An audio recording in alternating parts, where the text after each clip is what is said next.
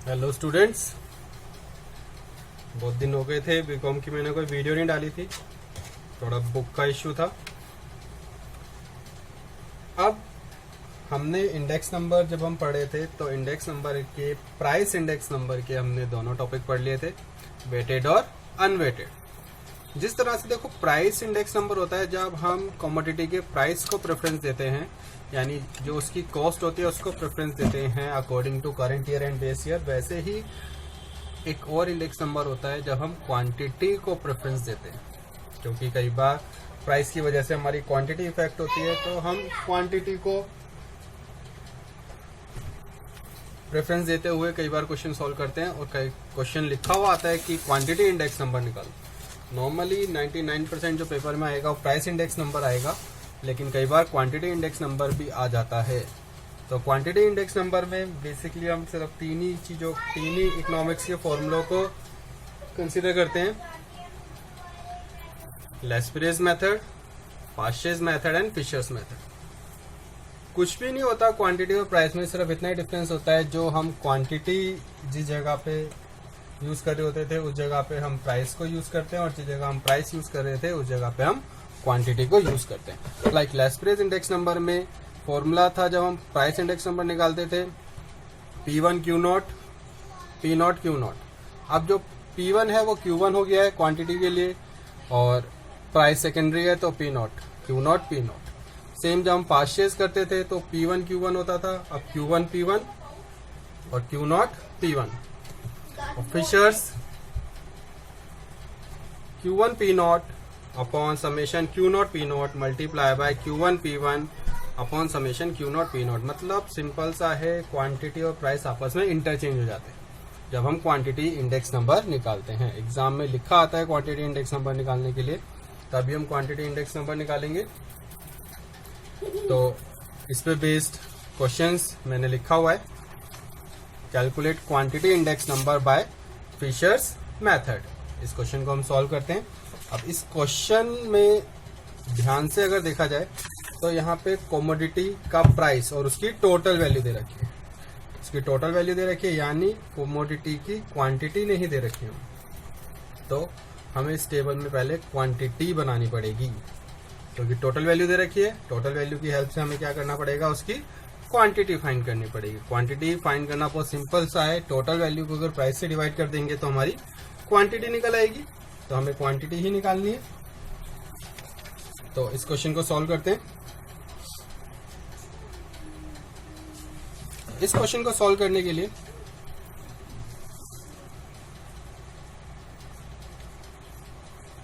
Table बनाएंगे।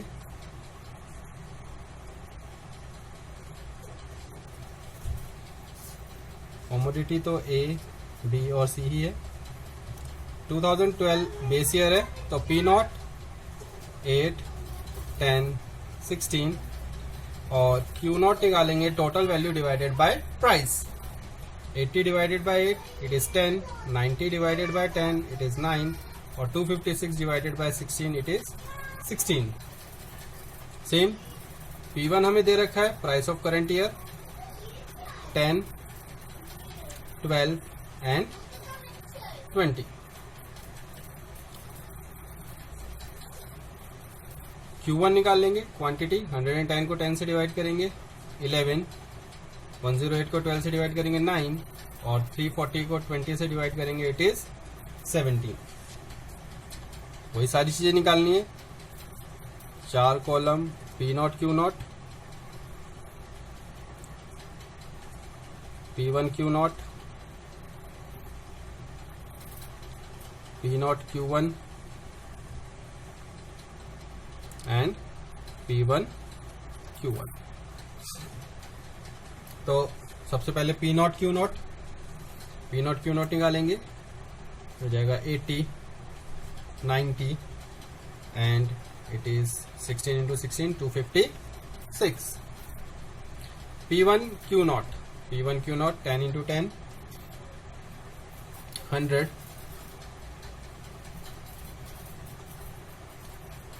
9 into 12 108, 16 into 20 it is 320।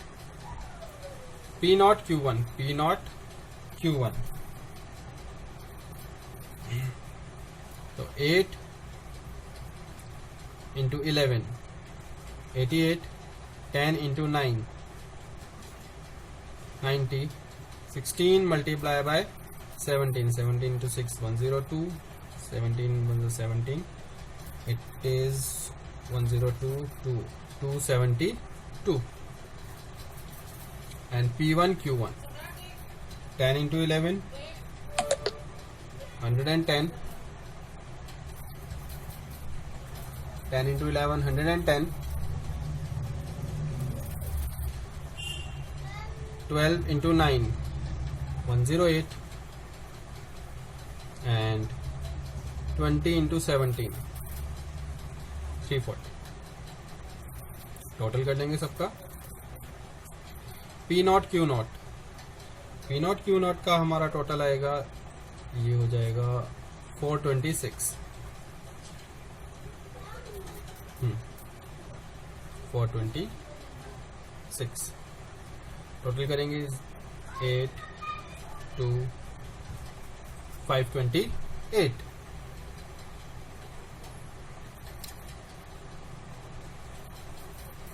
Zero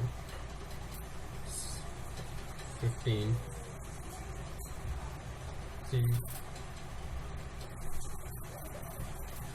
450. It is 450. And P1 Q1 8 5 558। तो सारी term हमने निकाल लिए। अब फॉर्मूले में लगा देंगे इसे। तो जो फिशर्स क्वांटिटी इंडेक्स नंबर है,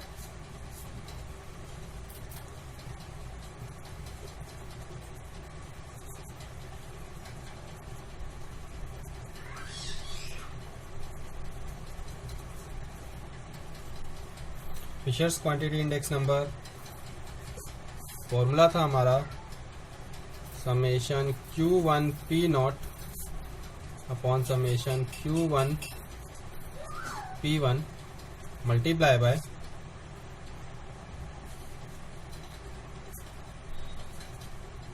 समेशन Q1 P1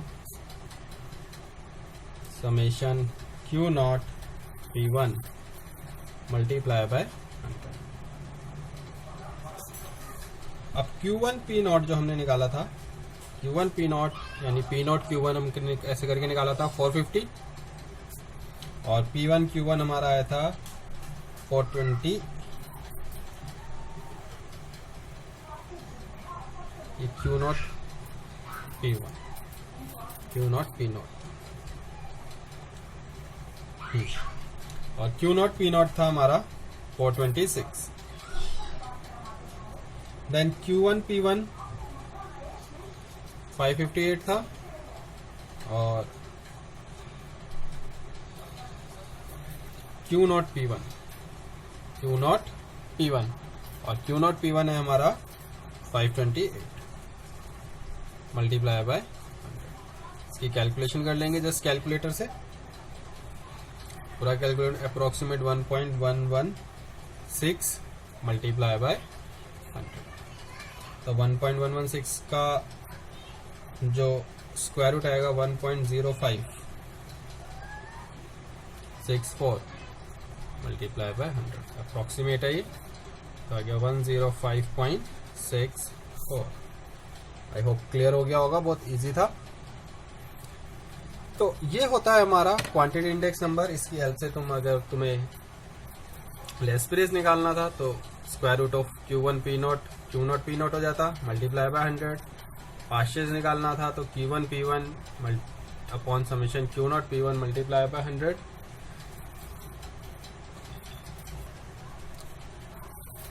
तो फिशर्स क्वांटिटी इंडेक्स नंबर से दोनों ही चीजें क्लियर हो जाती हैं। अब हम जो नेक्स्ट क्वेश्चन पढ़ेंगे वो पढ़ेंगे हम फैक्टर रिवर्सल टेस्ट। बहुत इंपॉर्टेंट टेस्ट है फैक्टर रिवर्सल टेस्ट। कैसे सॉल्व करते हैं फैक्टर रिवर्सल टेस्ट का क्वेश्चन, नाउ वो डिस्कस करते हैं। तो आज हम एक टॉपिक और डिस्कस कर रहे हैं, बहुत इंपॉर्टेंट टॉपिक है फैक्टर रिवर्सल टेस्ट। हमने एक सबसे पहले एक टाइम रिवर्सल टेस्ट पढ़ा था, टाइम रिवर्सल टेस्ट था P01 plus P10 equal to 1। अब हम जो पढ़ेंगे वो पढ़ेंगे फैक्टर रिवर्सल टेस्ट। अब ये factor reversal test Fisher's method पे ही अप्लाई होता है। जो फिशर्स आइडल इंडेक्स नंबर पढ़ते हैं, क्वांटिटी, प्राइस और कॉस्ट, उसी पे अप्लाई होता है। P01 multiply by Q01 equal to summation P1 Q1 summation P0 Q0 के हमेशा इक्वल होगा। फैक्टर रिवर्सल टेस्ट में हमें ये प्रूफ करना होता है। तो फैक्टर रिवर्सल टेस्ट का क्वेश्चन करेंगे, एग्जाम में आ जाता है। तो फैक्टर रिवर्सल टेस्ट में तुम्हें फिशर्स के प्राइस इंडेक्स नंबर और कॉस्ट इंडेक्स नंबर दोनों का फॉर्मूला पता होना चाहिए, तभी हम फैक्टर रिवर्सल टेस्ट का क्वेश्चन कर पाएंगे, क्योंकि प्राइस इंडेक्स नंबर और क्वांटिटी इंडेक्स नंबर दोनों का फॉर्मूला इसमें अप्लाई होगा। तो अब एक क्वेश्चन करते हैं जो है हमारा प्राइस फैक्टर रिवर्सल टेस्ट पर। तो मैंने क्वेश्चन पहले ही लिखा हुआ है। हमारे पास क्वेश्चन है, from the following data calculate Fisher's ideal index number and prove that it is satisfy factor reversal test. हमें प्रूफ करना है कि ये जो डाटा दे रखा है ये फैक्टर रिवर्सल टेस्ट को सेटिस्फाई कर रहा है। साथ के साथ फिशर्स आइडल इंडेक्स नंबर भी हमें फाइंड करना है। तो उसके लिए मेन हमें वही चारों कैलकुलेशन तो करनी ही करनी पड़ेंगी। चारों कैलकुलेशन थी हमारी P0 Q0, P1 Q0, P0 Q1, P1 Q1। अब P0 Q0 और Q0 मल्टीप्लाई करेंगे 32, 50, 18 and it is 40।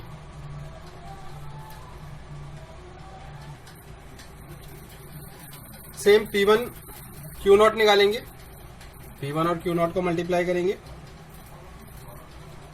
40, 60, 24 एंड 50।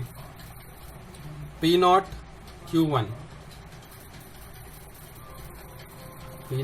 करेंगे 32, 5 into 12, 60, 3 into 7, 21, 8 into 4, 32। P1 Q1 करेंगे, P1 and Q1 8 into 5, 40, 72, 4 into 7, 28, 8 into 10 into 4, 40। Total कर लेते हैं, टोटल करेंगे 0, 180, 5, 9, 40, 145, 4, 150, 174,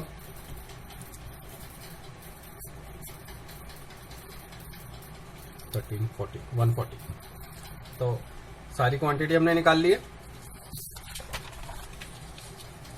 तो सबसे पहले हम निकालेंगे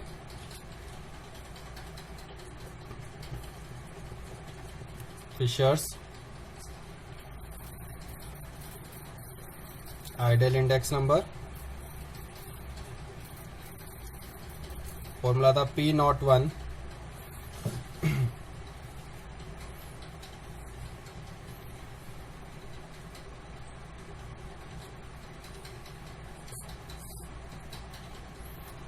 summation P1 Q0 upon summation P0 Q0 multiply by summation P1 Q1 upon summation P0 Q1 multiply by 100। Solve कर लेते हैं इसे। P1 Q0 हमारा आया था 174 एंड P0 Q0 हमारा आया था 140 मल्टीप्लाई बाय P1 Q0 था हमारे पास 180 145 मल्टीप्लाई बाय, तो अप्रॉक्सीमेट ये आ रहा है हमारा, पूरा सॉल्व करें अगर कैलकुलेशन तो 1.243 मल्टीप्लाई बाय तो 124.3, तो हमारा P01 आ गया, फिशर साइडर इंडेक्स नंबर आ गया। अब हमें फैक्टर रिवर्सल टेस्ट सेटिस्फाई कराना है, तो इसका कॉस्ट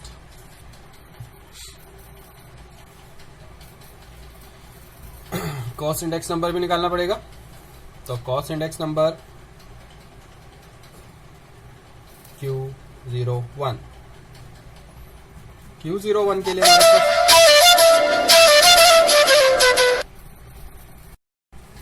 तो कॉस्ट इंडेक्स नंबर का हमारे पास फॉर्मूला है summation Q1 P0।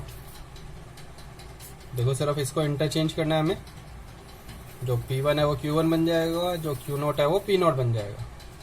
Summation Q0 P0 multiply by summation Q1 P1 summation Q0 P1। Value put कर देते हैं 145 140 मल्टीप्लाई बाय 180 174। तो फैक्टर रिवर्सल टेस्ट जो हम करते हैं, फैक्टर रिवर्सल टेस्ट में हमें प्रूफ करना होता है P01 multiply by Q01 is equal to summation P1 Q1 upon summation P0 Q0। ये प्रूफ करना होता है, तो वैल्यू पुट कर देते हैं। अगर हम लेफ्ट हैंड साइड देखेंगे तो उसमें P01 देखो ऊपर है, 100 को काउंट नहीं करेंगे।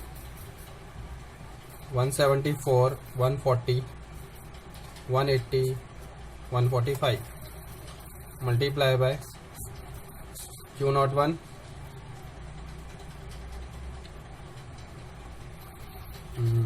Q01 हमारा ये रहा 145 140 180 174। 145 यहाँ कैंसिल हो जाएगा, 174 यहाँ, 180 और 180 स्क्वायर रूट ऑफ 180 हो जाएगा, यानी 180 और 140, और यही वैल्यू हमारी किसके इक्वल आ गई है, summation P1 Q1 upon summation P0 Q0, और हमारा फैक्टर रिवर्सल टेस्ट हो गया सेटिस्फाई। तो ये होता है हमारा फैक्टर रिवर्सल टेस्ट, एग्जाम में आ जाता है। फैक्टर रिवर्सल टेस्ट या टाइम रिवर्सल टेस्ट में से एक कॉन्सेप्ट सेटिस्फाई करने के लिए आ जाता है, नहीं तो कई बार दोनों आ जाते हैं। तो ऑलमोस्ट इस चैप्टर में टॉपिक बहुत सारे हैं, लेकिन जो एग्जाम से रिलेटेड टॉपिक हैं वो ऑलमोस्ट कंप्लीट हो चुके हैं। एक छोटी सी क्लास और लेनी पड़ेगी मुझे, जिसमें एक छोटा सा टॉपिक है, सिर्फ वो रह गया है जब हम शिफ्ट करते हैं। तो आई होप क्लियर हो गया होगा तुम्हें। इंडेक्स नंबर सिर्फ एक कंज्यूमर प्राइस इंडेक्स नंबर हमारा टॉपिक रह गया है, बस वही सॉल्व करना बाकी है। और इस चैप्टर में और तुम्हें कुछ पढ़ने की ज़रूरत नहीं है, एग्जाम में यही टॉपिक आते हैं। तो इस टॉपिक की प्रैक्टिस करनी है। नेक्स्ट क्लास में हम देखते हैं, इस चैप्टर को हम फिनिश कर देंगे, और उसके बाद जो हम चैप्टर पढ़ेंगे वो पढ़ेंगे टाइम सीरीज। ये दोनों चैप्टर ऐसे हैं जो पीछे के चैप्टर जिन्होंने नहीं भी पढ़े हुए, कोई प्रॉब्लम नहीं आएगी टाइम सीरीज पढ़ने में भी। तो नेक्स्ट क्लास में मिलते हैं, तब तक पढ़ाई करो, stay home, stay safe, bye.